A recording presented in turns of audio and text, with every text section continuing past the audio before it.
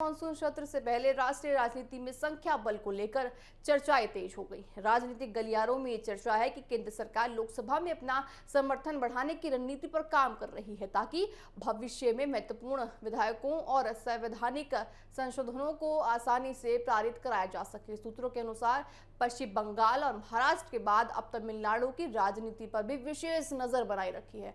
माना यह जा रहा है कि कुछ विपक्षी दलों के सांसदों के रुख में बदलाव की संभावना को देखते हुए राजनीतिक गतिविधियां बढ़ गई हैं। हालांकि देखिए, इस संबंध में अभी तक कोई आधिकारिक पुष्टि सामने नहीं आई है। चर्चा का केंद्र लोकसभा में 2/3 बहुमत हासिल करना है।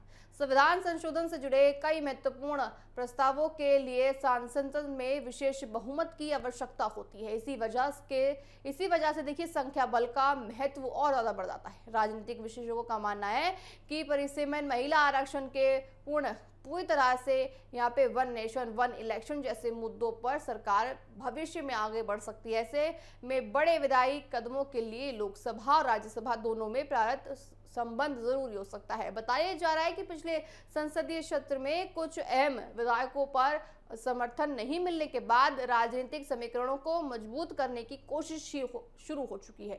इसी संदर्भ में विभिन्न दलों के सांसदों के संभावित पाला बदलने की अटकलें भी लगाई जा रही है।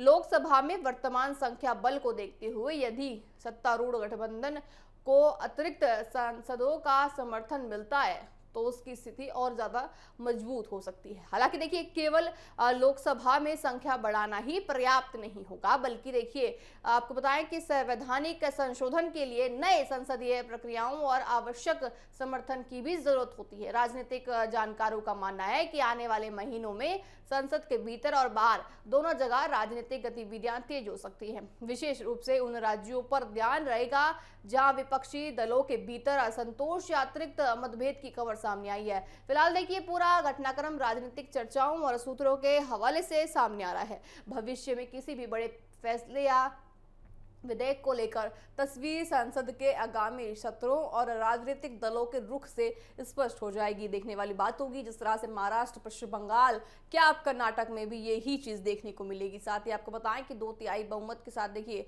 तमिलनाडु अब नया राजनीतिक केंद्र बनता नजर आ रहा है। सबकी नजरें पहले पश्चिम बंगाल में थी, अब फिलहाल सबकी नजरें महाराष्ट्र में है। क्या आने वाले समय में सबकी नजरें तमिलनाडु में होंगी, ये भी बड़ा सवाल उठ कर आ रहा है। लोकसभा में संख्या बल बढ़ने की कयाद लगाई जा रही है। लोकसभा में देखिए, संख्या बल बढ़ाने की बातें हो रही हैं। कितना संख्या बल बढ़ता है, नहीं बढ़ता है, ये सब देखने वाली बात होगी। जिस तरह से देखिए, तमिलनाडु में एक नया राजनीतिक केंद्र बनता नजर आ रहा है। तमिलनाडु बना है राजनीतिक केंद्र, और किस तरह से देखिए सभी वोट बैंक को एक साथ लेकर राज्यसभा और लोकसभा आगे बढ़ता है, ये देखने वाली बात होगी।